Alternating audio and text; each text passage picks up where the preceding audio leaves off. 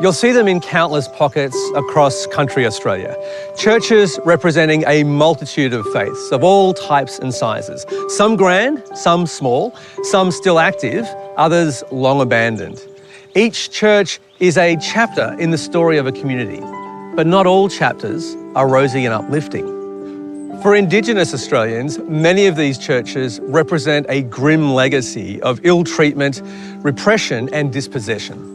So why would a family of First Nations Australians with no affinity for the religious order that built a place of worship on their clan country want to buy the little church and restore it?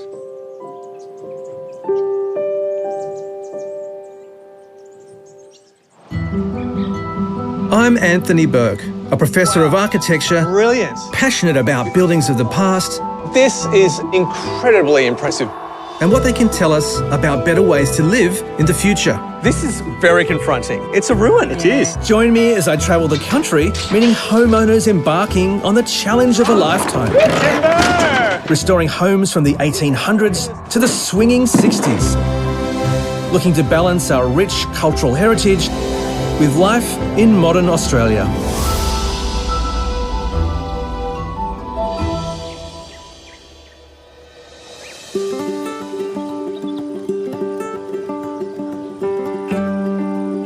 Out under a crusty cap of far western Victoria, the Molyneux family is wandering deep down into their past. And it's so cold in here. Yes, given what it is outside. With their boots and torches, they might be a mining crew heading into these subterranean spaces for a long shift. And in a way, they are. Keeps going all the way down. You can see to the left there, cows around. The Molyneux, Dad Craig, Mum Roz, Have a look up here. You see all the sparkling? It's amazing. and sons Tom, Nick, and Lou are fossicking for connection to country and clues to how their ancestors hid and survived here and elsewhere under colonial siege.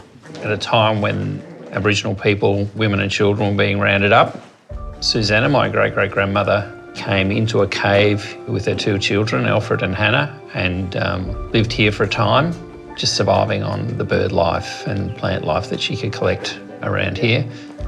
These dramatic spaces lie beneath what's now known as Budge Bim National Park, about 3 hours west of Geelong, where most of the Molyneux live. Keep an eye out for koalas. This is Gunditj Mara country, and this family is very much a part of the landscape. I felt an instant connection when I came here, something that I'd never felt before in other places. But for a very long time, they didn't know about the profound family connection to the majesty of Budge Bim. Dad was separated from his family when he was an infant and didn't really grow up with his Indigenous heritage at all. And he didn't really learn of it till later in life. I didn't really have a lot of that knowledge till I was probably in my 20s. So for me, coming back here is reconnecting, because I didn't grow up with that traditional knowledge. In unearthing and unravelling his family story, Craig discovered a grim chapter of it played out here. All aspects of Aboriginal people's lives were controlled by the Church of England. The then Church of England's Lake Condar mission for Indigenous children is now crumbling ruins near Budge Bim. But the brutality and deprivation at what was a reluctant home to Craig's great-grandparents and grandfather remains a deep scar. I have no forgiveness for them of what they did. Like, they made life miserable for people. And if you did try and practice your culture or speak your language, then you're punished. It's hoped one day this site will be redemptively transformed into a Gunditj Mara community centre. Just as the Molyneux have transformative ambitions for this little building nearby. The family could view St Philip's Church as a blight on the landscape, an indelible scar, a terrible memory. Instead, in 2023, they bought the Church of England church and the acre it sits on for $145,000, and they're going to give it a very new and different life as a weekender and a celebration of Gunditjmara heritage. This was a Church of England property. The mission was run by the Church of England.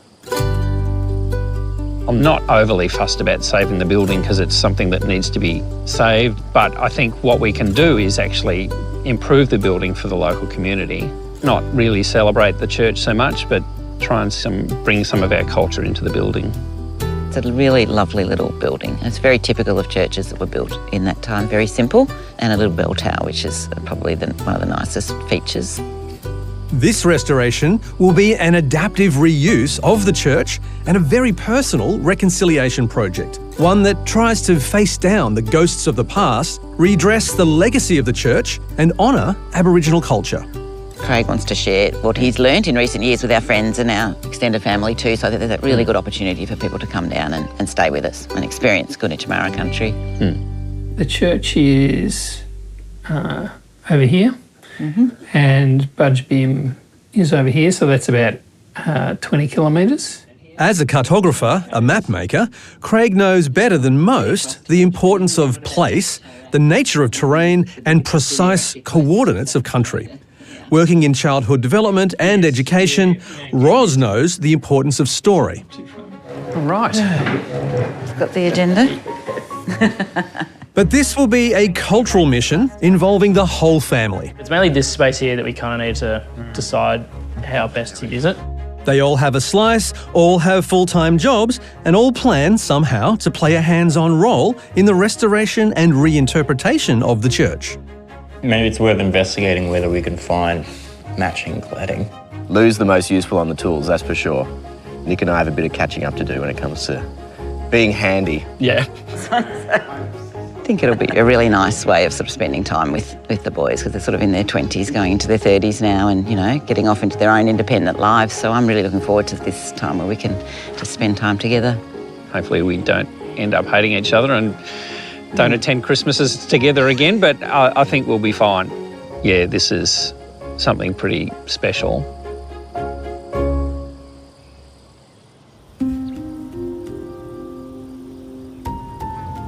Such a big country. So much time, so many stories in this landscape. Perhaps more than any other project we've followed, this restoration is as much about saving and readapting a building as it is about rebuilding a family's heritage and restoring a relationship to the land itself. I think the fact that it's a religious building is a complicated part of the story for us, but it's also a great opportunity here to say, what could it have been like if there was an attempt to engage with Gunditjmara spirituality and customs when those first settlers actually arrived down this part of the world, instead of doing what they did.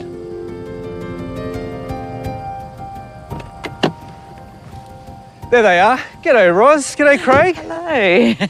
How are you going? Well, thank you. Nice to meet you, Anthony. Nyatnwa, welcome to Gunditjmara country. Thank you very much. It's a very special welcome, and it's a very special place here, isn't it? Look at this. Beautiful. Countryside is quite amazing, really, isn't it? Yeah, lovely. And this is just pretty as a picture. Yeah. Very special. Yeah. Already, the re-theming of this site is on display.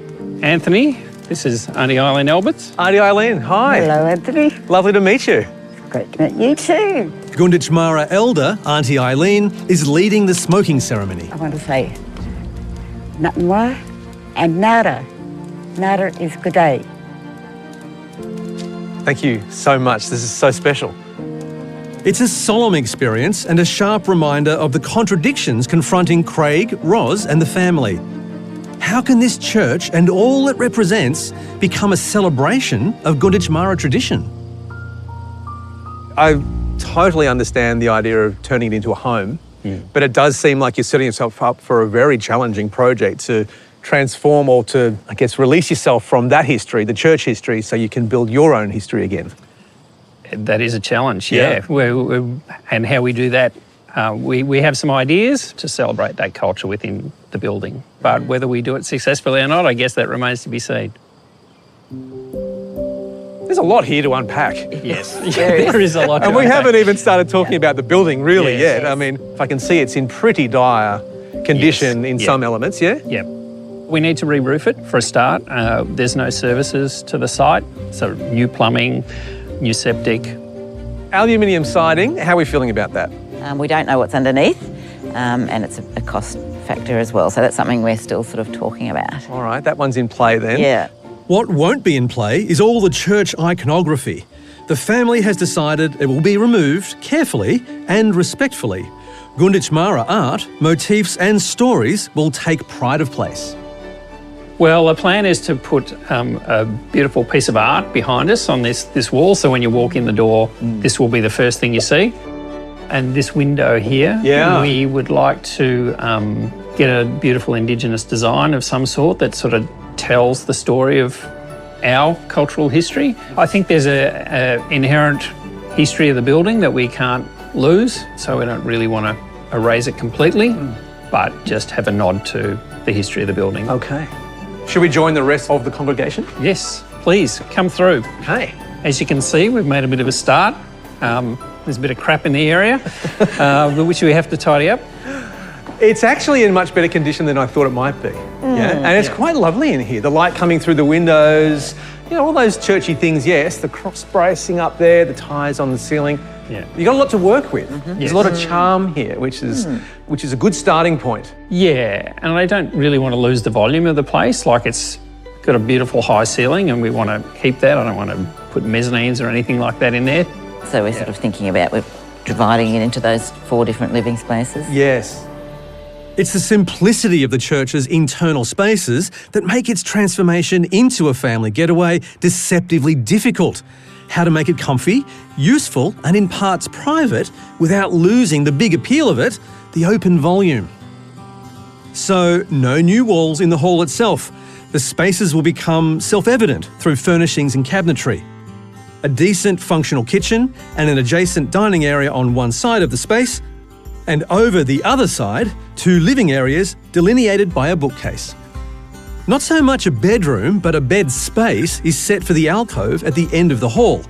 A bathroom will take over the existing side entrance, and the bottom of the bell tower will feature storage and a new access to a deck and paved outdoor area. Beyond, there are plans for a yarning circle, a venue hosting the venerated Indigenous tradition of storytelling, here with a fire pit at its heart and part hedged by bush tucker plantings.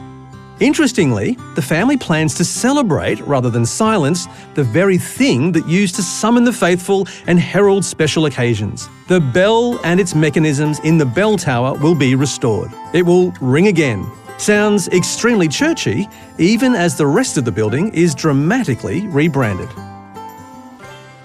This is really what it's all about, Yep. being here, isn't it?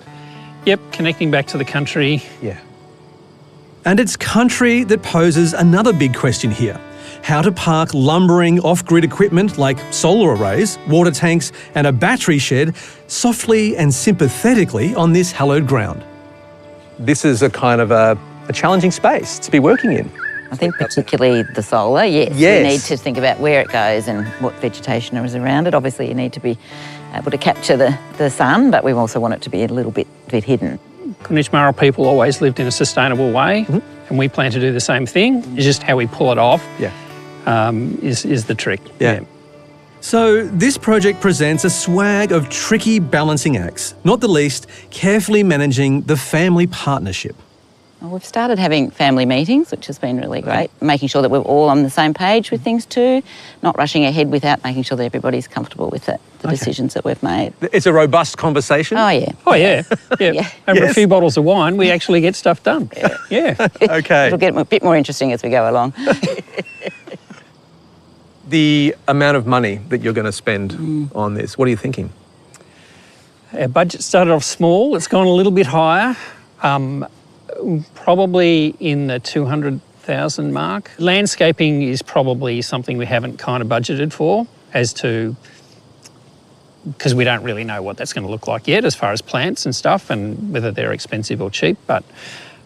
Expensive. Thanks, yeah. I mean, it's April now, but let's set a target for the end of the year, which is milestone birthday, 60th birthday, just before Christmas. So if we could get in by then, have it habitable, that would be great. Oh, that's a deadline. Yeah. That one's not moving.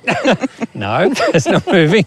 Yes, I tend to probably have quite a realist hat on when we have these discussions, but I don't want to be discouraging, because it'll be fantastic if it can get done in that time frame. Okay. Yeah. Look, you've got an extraordinary project here, and I think you've got a very fine, sort of nuanced pathway to tread here. The significance of the church versus the cultural significance of country, and you're finding the positive space between those two realities and looking for that future project. It's a remarkable and ambitious undertaking, I'd have to say, which is terribly exciting. This is going to be amazing to watch you do this. I'm very excited for you. Thanks. Yeah, we're excited. We're excited about the project. Like when we bought the property, we thought, right, let's dive in and do it. And fabulous that you're following us on the journey. Yeah, I can't wait. Yeah, great. A big part of the journey here is the journey here. It's a 6-hour round trip from Geelong. And given that everyone has weekday work, their would-be weekender is going to be a weekend effort. A project tackled in their spare time. And once you subtract all the travelling, that doesn't leave a lot of spare time on site to get the job done. They're all pretty green, skills-wise, except for Lou, the youngest, who's a tradie. So that end-of-year timetable is looking like it's going to be a big stretch.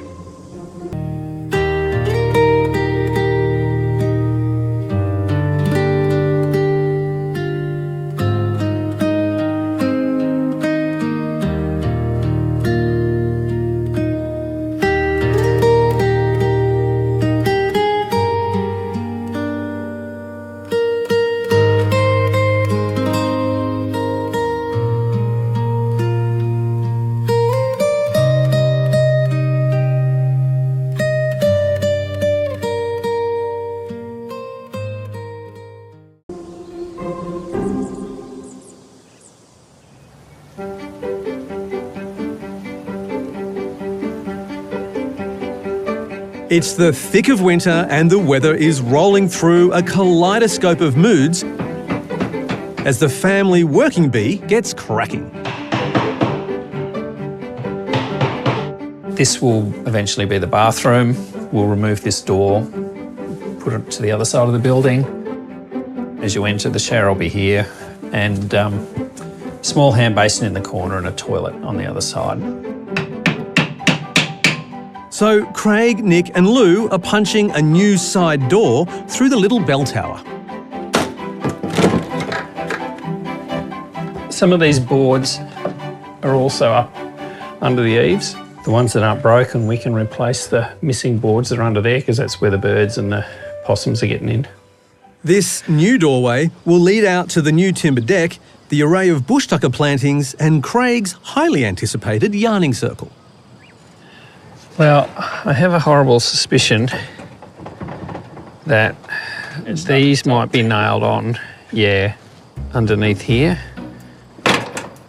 But opening up this new thoroughfare also exposes a split in the family ranks about what to do with the aluminium cladding. Like you can see, the weatherboards are actually fine. They're not rotten. The cladding's actually protected it, so... Well, split's probably overstating it. Don't need to convince me. What do you reckon? It's Craig alone who's keen to strip the cladding and return the church to its authentic and original weatherboard. There we go. What's the verdict on the weatherboards? Actually, solid as a rock. They seem... They're in good nick. They're not rotten, is really the main. No. Oh, this is a little bit. That's rotten there, but we could fix that. Maybe that's been repaired, I don't know. It's a little like picking at a loose thread. Once you start, it's hard to stop. And all of a sudden, you've unravelled the whole garment. Maybe that's Craig's plan, to declad by stealth. Where we end up taking all the cladding off. Ah. You mean like up to the top? I mean, the whole church. Oh, yeah, no, we're not. Surely not. Look out.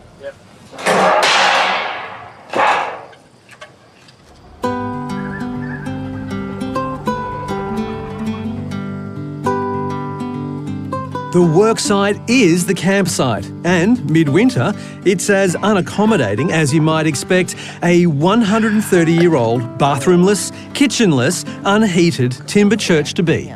It's really cold. So, yeah, this is where it becomes a little bit challenging with no facilities here. But this family is determined to make the best of it. Proper coffee, proper wine, yeah, it's pretty good. As long as we've got wine, it's Yeah. bearable. Do we have enough coals? Freezing.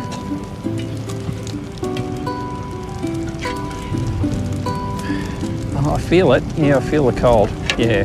Bracing. Yeah. So we're all up this end together. We've got Nick over here on the little camp bed, Lewis here on the air mattress, and then up here in the altar, Craig and I on the air mattress too. So under there we've got double sleeping bags, doona, a couple of blankets, because I really feel the cold. The problem actually is that there's like nails and stuff sticking out of the floor. So when you put down an air mattress and it sticks a hole in it, that's not ideal. No bathroom facilities in here. So, yep, we've got a little camp toilet out the back in a tent, that's it, and just, hand washing, that's it. So it's pretty basic, yeah. It's fine. Like, we're used to camping, camped all my life, so happy to do that. It's more important that we progress the project than sit around for 6 months waiting for winter to pass. We want to get it finished, so yeah, we'll do what we have to do. Smells good. If that means coming down here through winter and, the weather's not great, then that's fine. It'll change, it'll pass, and, we'll get stuff done. Good? Yeah.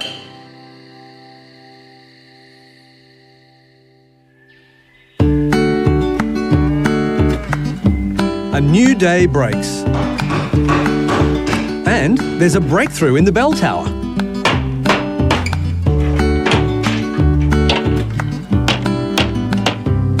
This flipped doorway will significantly alter the dynamics of the church-turned-weekender, but it's a relatively small job, occupying 60% of the family membership, Craig, Nick and Lou. It's nice to have a hole in the wall. Get some light into the place. With so much to do, I'm not sure this is a workflow model that'll strike the completion deadline 5 months away. And that doesn't include the time and labour equation for Craig's quiet and determined personal crusade against aluminium. Well, it'll be nice to get it back to looking like what it was.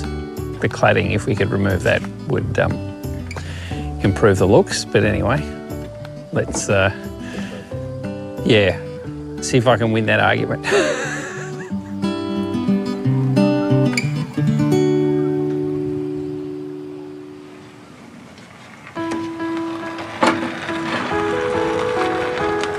At least another key church modification is being managed by just one Molyneux.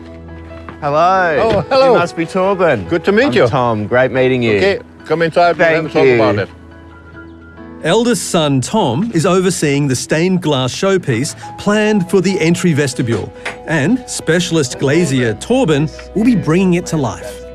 Currently, the window's just plain coloured glass, and it's been like that for quite a while. It's a bit damaged as well, and our thinking is we really want this to be a statement piece. So as a family, we were talking about what are some of the critical design elements that we wanted, and Dad was the one who ended up with the hot potato here and was able to make the things that we talked about from a design perspective into reality on the page, and I think he's done a great job. With the birdies, they look fairly straightforward. And the beaks, I think there's some detail in there that we were a bit worried about. After consulting Gunditjmara elders, the family has fixed on 3 totemic creatures to star in this vitally important feature of the redefined church building. He got pink eyes, hasn't he? The black Yeah, cockatoo. they've got a we'll make beautiful that coloured pink, eye. Yeah, great. So we've got Kurukic, the white sulphur-crested cockatoo, and we've also got Willan, the yellow-tailed black cockatoo, which for us in this part of Gunditjmara country, where the church is a really significant totemic bird as well. And the eel, He's an interesting little fella. And then also kuyang, the eel, which is a really substantial and significant food source for Gunditjmara peoples. So what I'll do is I'll just take that off and I'll make the eel probably a little bit bigger. Okay. To get more impact. Yeah, great. Lots of detail in there for you. Yeah. So we're going for something that's got some really bold colours, that's going to cast that light into the room on top of all of the meaning and story that's in the work. Oh, the yellow. Yes. Oh, wow. Here we are. Look at that. It actually looks like it's got sort of feathers in it, in a way. It does. Actually, it's oxides and so on. Yeah, right. How they make it. That's very cool. It's a simple but very powerful idea. Taking stained glass, such a time-honoured medium for church imagery and iconography, and readapting it for their own time-honoured spirituality. This one here, for the eel. Yeah, right. Oh, okay. I mean, that'll come It up looks a with... totally different colour when you hold it against the light. I know. It changes. In one beautiful, vibrant frame, the family is expressing the very essence of their mission, taking a place representing so much historical woe and pain and transforming it into a place of Aboriginal wonder and healing. This idea, it's been a sort of important part of the project conceptually. So hopefully, fingers crossed, Torben's going to be able to bring this design into reality for us.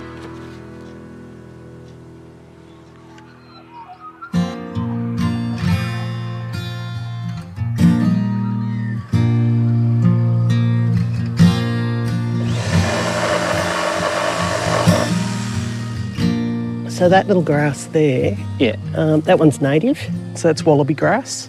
Yeah, right. Nice. Of course, this project is not just about recasting the church, it's about resurrecting and honouring country. It's got a long spike, that's an awn, and then like two little legs, which if you think of it, looks like a wallaby tail Yeah, right. and two wallaby legs. Oh. But yeah, this one's just a really great ground cover, really good for butterflies. Yep. And lots of other insects and things. So Yeah, great grass to have.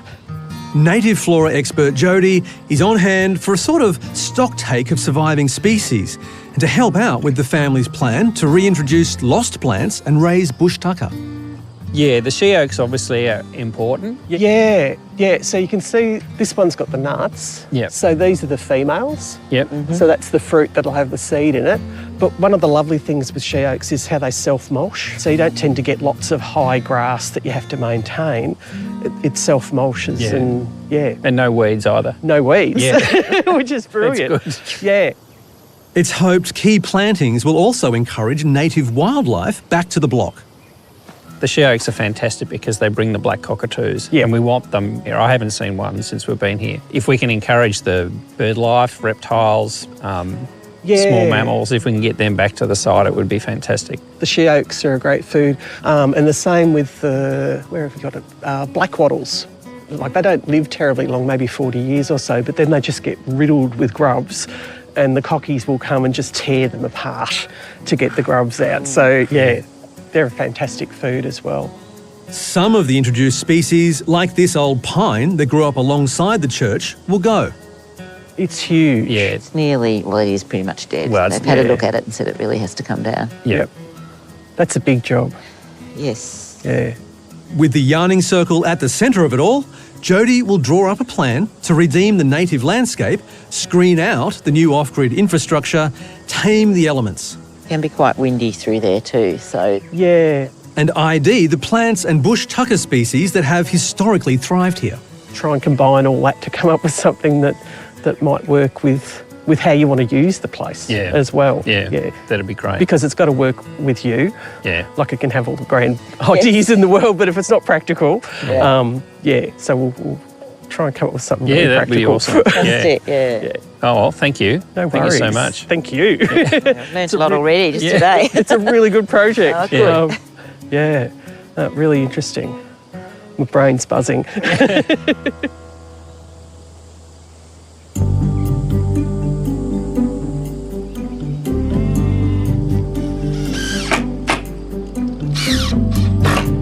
The neat little portal to that comprehensive outdoor makeover is just about complete. But the grand opening and shutting of the new bell tower door has hit a last-minute snag. Unfortunately, I need a hole saw to drill a hole for the lock, which I left at home. So that's 3 hours away. That's a fail from me for getting the hole saw, but anyway, that's a minor thing. We can fix that. So far, the cladding removal remains limited, but Craig hasn't given up on his dream quite yet. Touch wood, the rest of it's okay, but we'll see what the boys think and whether I can change their mind about taking the cladding off.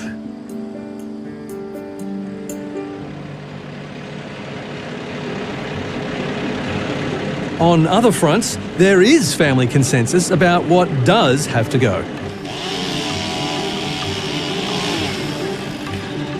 The craggy old pine tree that dominates a big corner of the acre block, and perhaps as old as the church itself, is coming down, all part of the native restoration program.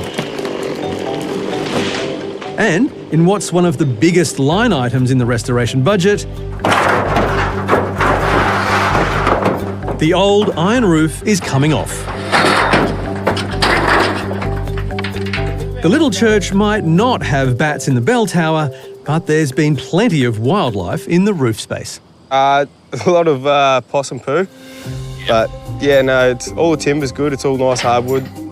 Roofer Tim and his team are contending with a precarious 45-degree rake here, so re-roofing in wet weather or during blustery winds is off the cards.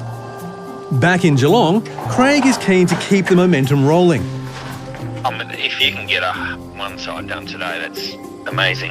How long do you think for the entire job? Yeah, there's still plenty to go. Like, we're gonna have a good day today, but I think the rest of the week's raining and sort of back to shitty weather again. But we'll have a good crack at it today, and we'll probably come out and do these smaller parts tomorrow, just so it's not too much hassle in the rain and whatnot. Thanks for that, Tim. Thank you. Cheers. Bye. Just making sure it's all nice and square with everything, and make sure it all runs nice in the gutter line, and we should probably have most of it on in 5 hours or so. This simple timber and iron structure has endured some pretty punishing conditions over its 130 years, but its chapter here is a blink. This is very special, getting a private tour of this World Heritage place. Yep. Yeah, it's an amazing place. You're going to love it. In the grander scheme of things, a century and a bit is a nanosecond in the slow-turning clock of this country. I mean, the sense of scale in this place is incredible. There's the geological scale of all of this, but then there's the time scale. We're talking 1,000+ generations of family that have been connected to this location. Since discovering his deep connections here at Budge Bim, Craig has immersed himself thoroughly into the layers and legends of Indigenous folklore. Well, the creation story was there were 4 great giants that walked across the landscape. And one of them lay down and spat his teeth and his blood across the landscape. And the teeth is the rocks that you see around us. Yeah. So we call this stone country, or Tungat Mirring. Yeah. And Tungat literally means teeth. So it's Budge Bim's teeth that spat out across the landscape and created this amazing vista that you see before you. Yeah. The retelling of these creation scenes has spanned a world record timescale. They discovered an axe head under the lava flow, and they dated that to 36,900 years. So that story has continued on from generation to generation, those 1,000 generations. And academics think that that's the oldest story known to humanity. So it's a precious landscape, and it's not just an ancient landscape. It's loaded with this fantastic history. Yeah, so it's incredibly special for us. Oh, yeah. This storied volcanic country holds a labyrinth of caves and is scored with crater lakes, ponds and canals that brought a wildlife wonderland and sparked ingenuity among the Gunditj Mara. So this is where the holding ponds were and the weirs where the eels were caught. the network of waterways was the scene of thriving aquaculture. This was a traditional eel basket. This is a replica of one, but they would have been a bit larger than this, and this would have been placed in the rock weir at the opening, and eels would swim up in here and get trapped. So that was the way of harvesting the eels. But also, if they didn't want to use the rock weir, they'd let them in, and the eels would swim into the holding ponds, would block off the holding ponds, and the eels would stay in there, and they could be harvested as you wanted them. It was bountiful subsistence farming that sustained an array of clan groups, including Craigs. My ancestors were the Kerep Jamara or Kerep Gunditj clan that lived on the lake. So they had a very settled existence here. How do you feel when you walk back on country like this? Oh, it's, you know, brings life to your soul, doesn't it? Like, you know, there's so much beauty around you. Like, you feel that connection with nature, but also that spiritual connection back to your country and back to your ancestors. It's pretty profound, isn't it? Yeah. Now we find ourselves with an old Church of England church. How do we reconcile that? But this is a very different restoration story, isn't it? It's not really about the architecture as such. It's much more about the landscape and the depth of those stories that you're returning to. And that spiritual restoration. Yeah.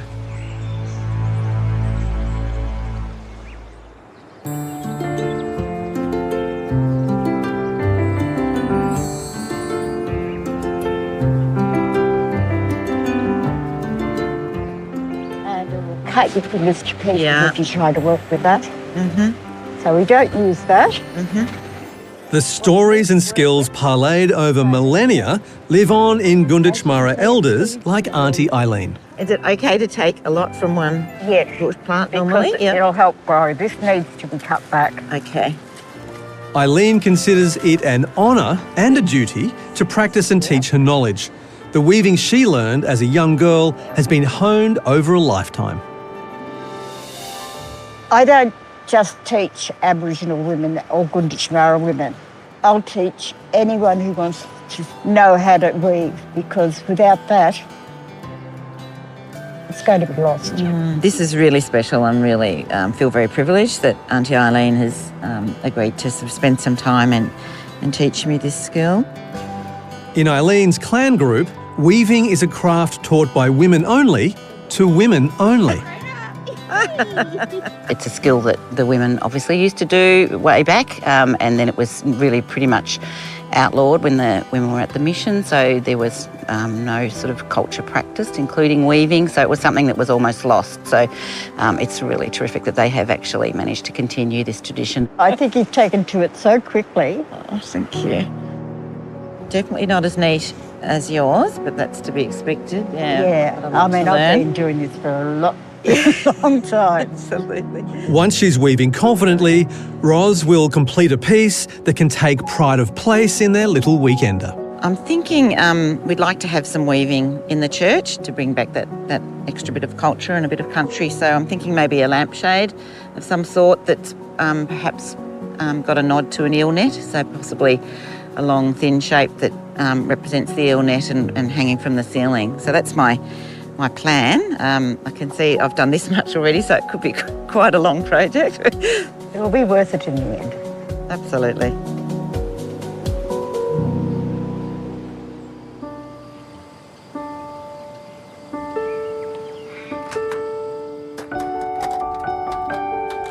Understandably, respecting and nurturing country remains a dominant focus of the church project. It's not just painting an object on the paper, it's actually feeling the shape of the land as you're making the marks. Native flora expert Jodie is putting the finishing touches to her planting plan. So I've taken into account Craig and Roz's sort of desires as far as how they want to use the space, but then it's really been anchored back to what the country will support, what plants will survive in that place. The native regeneration of the church block is guided by fact and history raised from a conscientious research effort. Jodie's dug deep for detail, unearthing colonial surveys and more recent botanical modelling to tell her precisely what should be there and to help her decide what might prosper once again. The information here's come from an old parish plan. If you get a good surveyor, they'll put in notes about the native vegetation that was there. But the very cool thing here through the middle is where the surveyors actually recorded the type of trees that they've seen, and they've said undulating land of good quality with gum, lightwood, she oak, cherry and honeysuckle. These notes can be really important. So that honeysuckle, the Banksia, shows that there were actually Banksias in this landscape, right where the church is. So that's a lovely sort of affirmation that putting the Banksias back in there is the right thing to do for that site.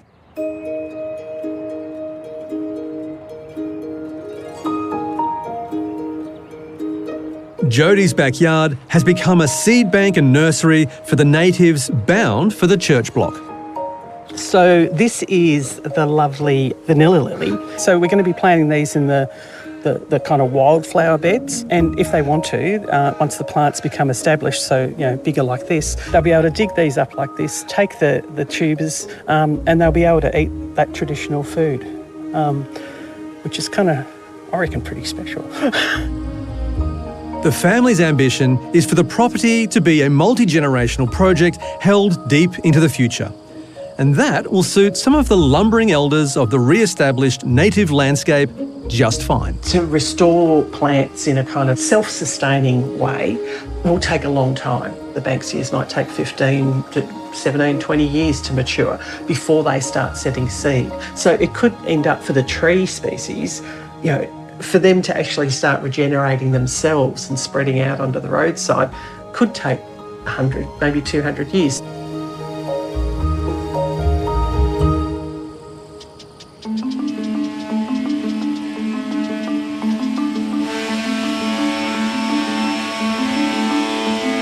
Back at the church, time has rolled on relentlessly.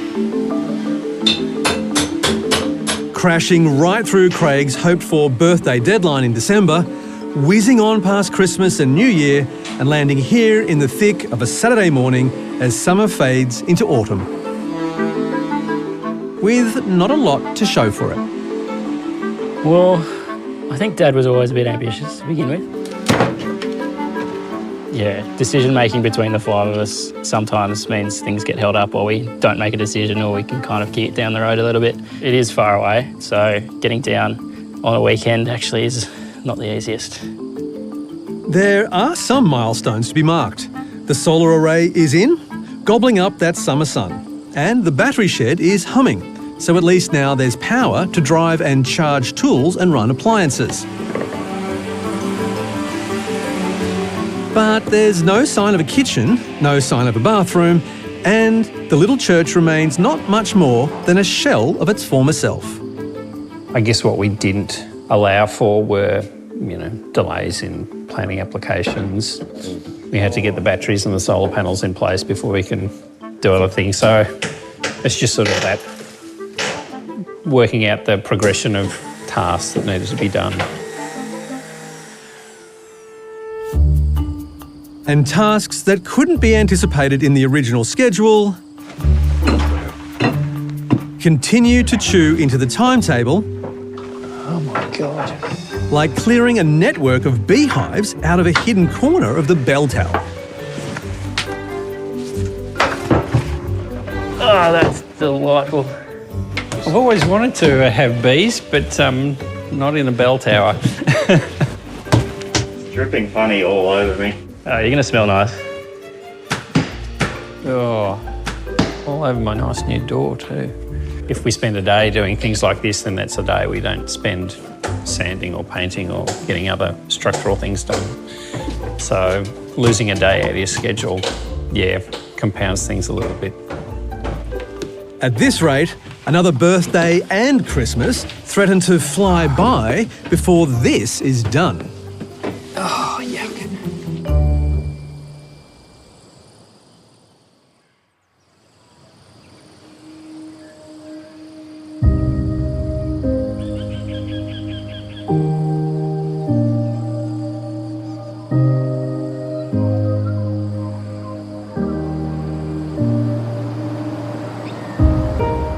They say democracy is a messy business. Well, it's even messier and more time-consuming when it's your governing strategy for restoration. There are 5 in this family, all with an equal say in how it goes, and that has put an enormous drag on progress.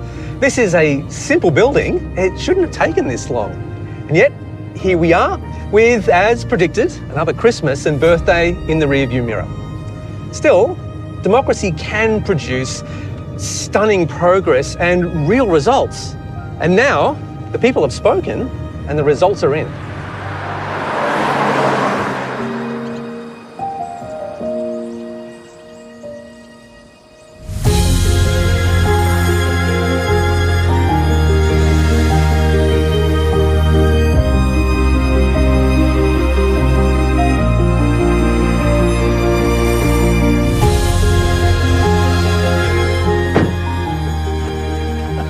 Hey guys. Yatwa, Anthony. Welcome back. Hello. This place is looking amazing. Thank you so much. It is positively glowing. Yeah. I tell you what, coming over the hill, as I drove up here, seeing the bright tin on the roof there, yeah, just a little lantern. Yeah, it's lovely. Yeah, we're really happy with it. You should be. I can tell already you've brought the life back to this place. Yeah, I think so. I think we've saved it. Yeah, it looks good. Yeah. Absolutely. How are you feeling? Very relieved. Relieved? Feel Yeah. like we've finally got Relieved there. and tired. Bags under the eyes, but we got there, yeah. Yeah, we've got there in the end, and we're all pretty happy, I think. So tell me though about the cladding, because I know that was one of those moments in this very democratic design process that you've been running here, where there was a little bit of tension. Yes. How did you resolve that?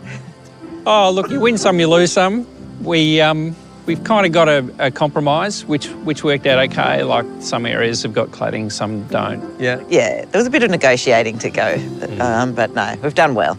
Well, I mean, standing here, you can't really tell. Very much, yeah. I don't think it takes anything away from the impression that one gets walking up to the church here. Yeah, I think from a distance you can't tell. Yeah. It's only when you come up and scratch it that you That you really know. you know. Yeah. There's no doubt about the little church's gleaming new operating system. The solar array and battery shed are all but on show out front. Ros and Craig hope some strategic planting will eventually soften their presence. So, Anthony, welcome. This is the foyer. This is where the story starts. This has come up beautifully, hasn't it? Thanks, yeah. Now, you were going to do some work here on the glass, right? Yes. The foyer window was going to be a stained glass celebration of Indigenous imagery. That was the intention, but we changed our mind. We thought we'd focus more on the main window and just keep the coloured glass for this window. Okay. Yeah. To be fair, the planned window might have overwhelmed these other powerful tributes to culture. Son Nix created this mixed media rendition of nearby Lake Conda from acacia wood and lava rocks. And then there's a poignant gallery of family this country's dispossessed. So I have my great-grandfather, Alfred McDonald, otherwise known as Boppo. And in his memory, we're calling this property Boppo's Mirroring, or Boppo's Country. It was the country that he never got. And on the other wall is his son, my grandfather, George, and below that is Dad and his siblings. Oh, I love this. So it's becoming kind of a little bit of a gallery for you, but it's also setting up the story as just before we kind of enter into the main space. Yeah, and it's our sort of recognition or celebration of our connection to this place. Yeah.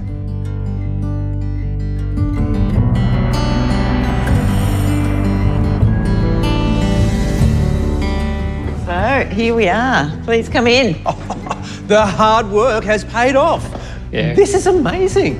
What a transformation. The old, cold, stark church hall has been transformed into a warm, expansive open space of creature comforts, inviting living spaces, a sharp, modern kitchen. The kitchen actually is a bit bigger than I imagined. This is quite committed. Probably a little bit bigger than we imagined initially too. All without crowding or closing off the big, beautiful feature here, the open volume. Love the detail of the black bracing up there and these beautiful big ceilings. Like, you haven't lost any of the drama of this beautiful space. Yeah. I mean, my absolute overarching sort of impression here is that you've made this home. You've brought home. Yeah, we think so. We really like it. You know, it's a comfortable, warm, inviting space that we want our family and friends to enjoy.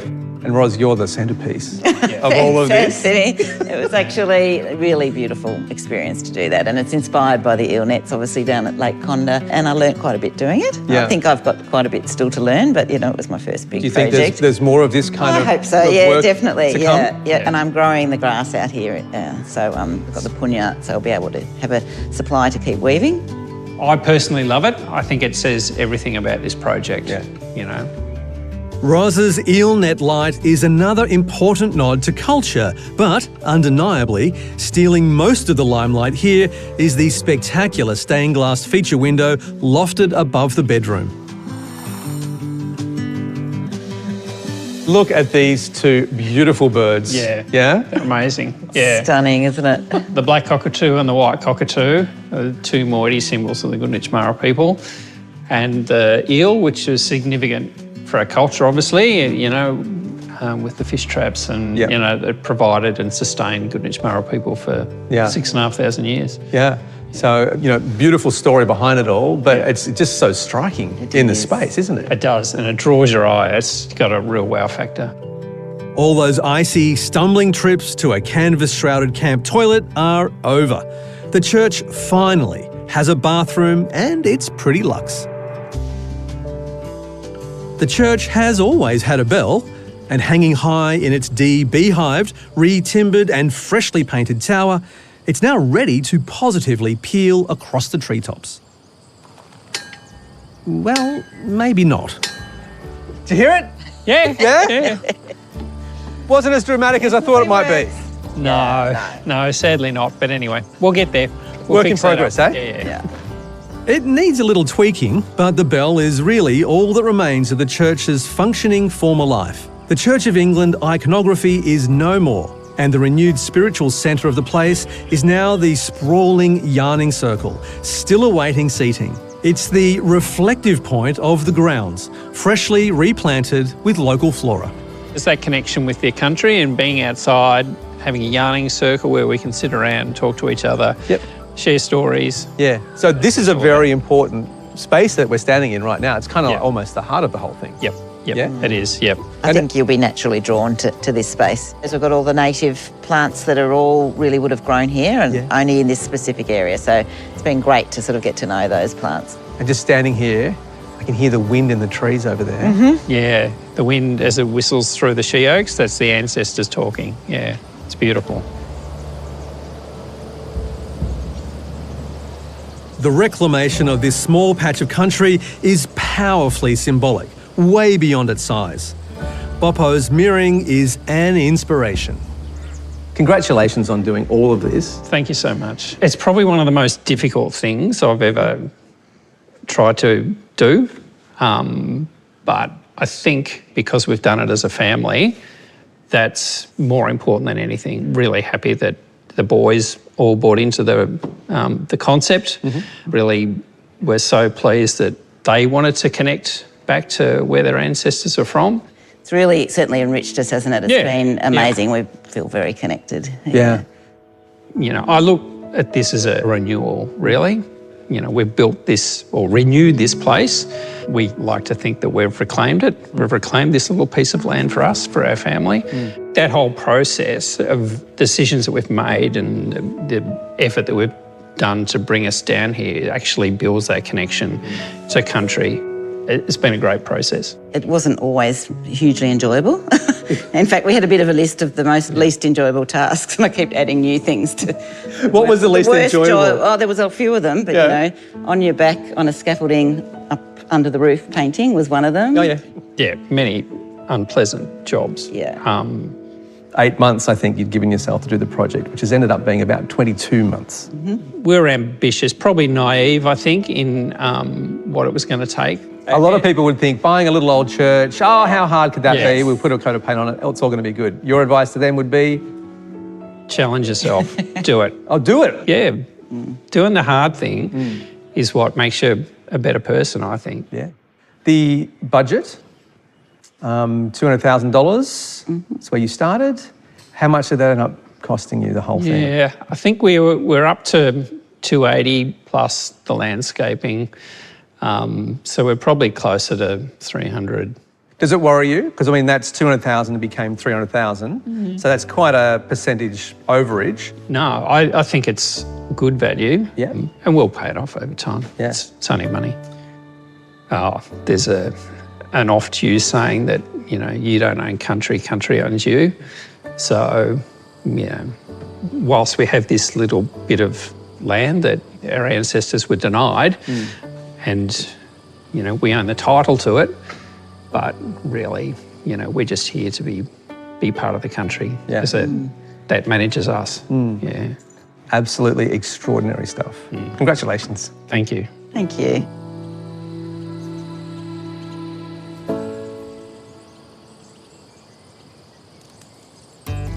The plants look fantastic, and I've still got a few chocolate lilies and things like that. Oh, they weren't big enough when you came, so I'll bring them up when the rain comes. Hey, folks, I've just got a message from New York. It's the long-lost brother, Nicholas. Here we go. Let's have a look at this. Congrats. It's exciting to see it all come together. I'm disappointed I can't be there. It's a shame that so are we. I managed to time my leaving for right as we finally got a workable bathroom. I'm excited to see how it's all come together. You guys have done such a great job. Thanks, Nick. There we go. Yeah. Shame you couldn't help with any painting. Well, especially the last little bit. Yes, he left at a very good time, like you said. Yeah.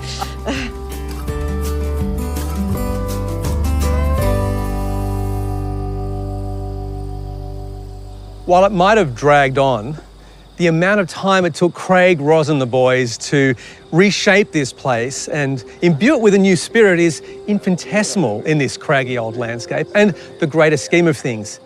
And in that blink of an eye, they reimagined something that was emblematic of a hostile past and spun it into what they hope will be a haven of cultural identity and pride into the future. For a little building and a humble patch, what an achievement.